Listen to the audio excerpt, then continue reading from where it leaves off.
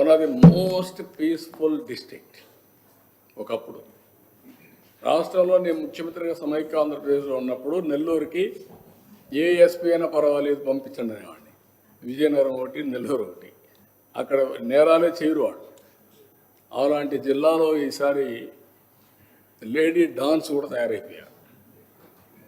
హత్యలు కూడా చేసే పరిస్థితికి వచ్చేసారు. హత్యలు చేపించే పరిస్థితికి వచ్చారు. గంజాయి అమ్మే పరిస్థితికి వచ్చారు. వాట్ ఈస్ అంటే అంత లీనియంట్గా తీసుకొని ప్రశాంతమైన జిల్లాలను కూడా నేరమైన జిల్లాలుగా తయారు చేయగలిగారు. ఆంధ్రప్రదేశ్ ఎప్పుడు మీరు గుర్తుపెట్టుకోవాలి, ప్రశాంతమైన రాష్ట్రమే. ఎప్పుడూ ఇక్కడ పెద్ద సమస్యలు ఉండేటివి కాదు. ఒరిజినల్గా రాయలసీమలో ఫ్యాక్షన్స్ ఉండేటివి,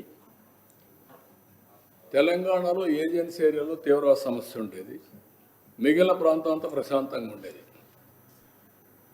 ఈస్ట్ గోదావరి, వెస్ట్ గోదావరి ఎప్పుడు చిన్న క్రైమ్ జరిగేది కాదు. అలాంటి జిల్లాల్లో కూడా ఈ మధ్య ప్రాబ్లమ్స్ వచ్చే పరిస్థితి వచ్చి అన్ని కంట్రోల్ అవుతాయి, matter of time. Sir Nellore జిల్లాలోనే పెంచలై అనే వ్యక్తిని గంజాయి మూకలు హత్య చేశారు. దీనికి పెంచలై అనే వ్యక్తిని గంజాయి మూకలు హత్య చేశారు. దీనికి అన్ని పార్టీలు కూడా బంద్ చేశాయి. ఆ ఫ్యామిలీకి ఏమన్నా గవర్నమెంట్ నుంచి ఏదన్నా అండగాని ఏదన్నా సహాయం కానీ ఏమన్నా చేస్తారు? చూద్దాన్ని చూసి చెప్తాను, ఏదైనా హెల్ప్ చేస్తాను.